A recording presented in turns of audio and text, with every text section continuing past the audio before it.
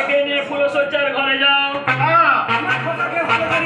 আরে আমার খোকাকে একটু ভালো করে ইয়ে করে মানে ওই আদর টাদর করে ওই ফুলসজ্জা রাতে যেমন করে আর কি, নিশ্চয় বুঝতে পেরেছো?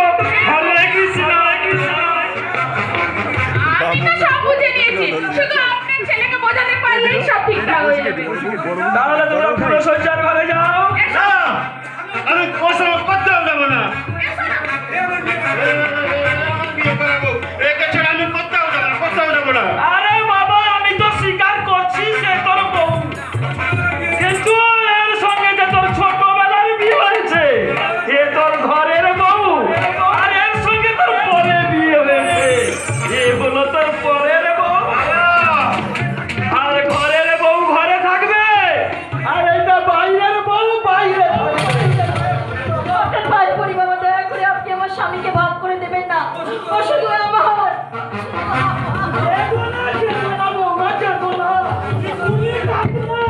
আমার খোকার তো বড় কষ্ট হবে।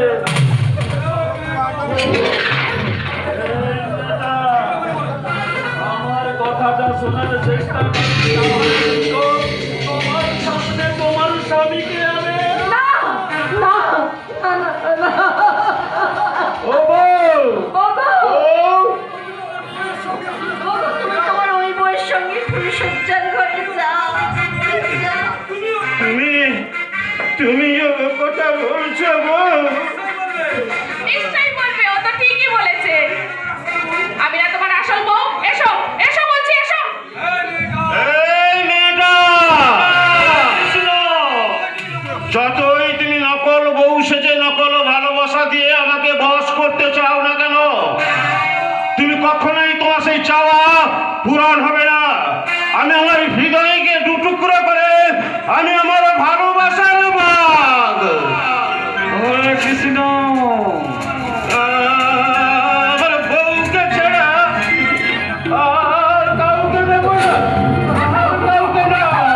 কেঁদো না, কেঁদো না বউ, কেঁদো না।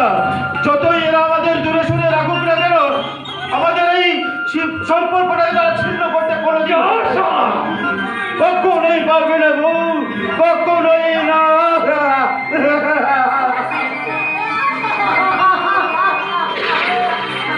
হরে কৃষ্ণ।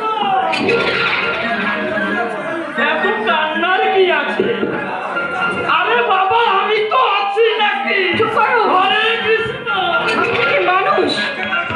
একেবারে খাঁটি পুরুষ মানুষ। আমার স্বামীকে খুন করার ভয় দেখিয়ে আপনি ওকে ওই মেয়েটার সাথে ফুলসজ্জার ঘরে পাঠালেন। আমার গৃহবধূর সাজ খুলে ফেলে আমাকে বার বধূ সাজালেন। বলুন বলুন, কি উদ্দেশ্য আপনার, আপনি বলুন। হরে কৃষ্ণ। গীতায় ভগবান শ্রীকৃষ্ণ তো বলেছে, বাবা কথা কম বলে কাজ বেশি করো।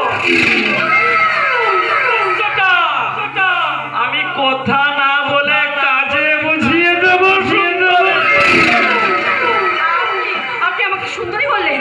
আরে সুন্দরীকে সুন্দরী বলবো না তো আর কি বলবো? তোমার রূপ দেখে আমার শরীরের লোম, তোমার যৌবনের গন্ধে আমার মনটা টনটন করছে।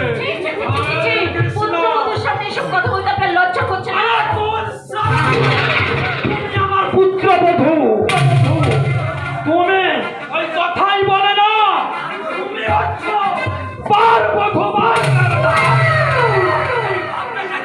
আর পাপ না, আমরা যখন খুশি সুযোগ পাবো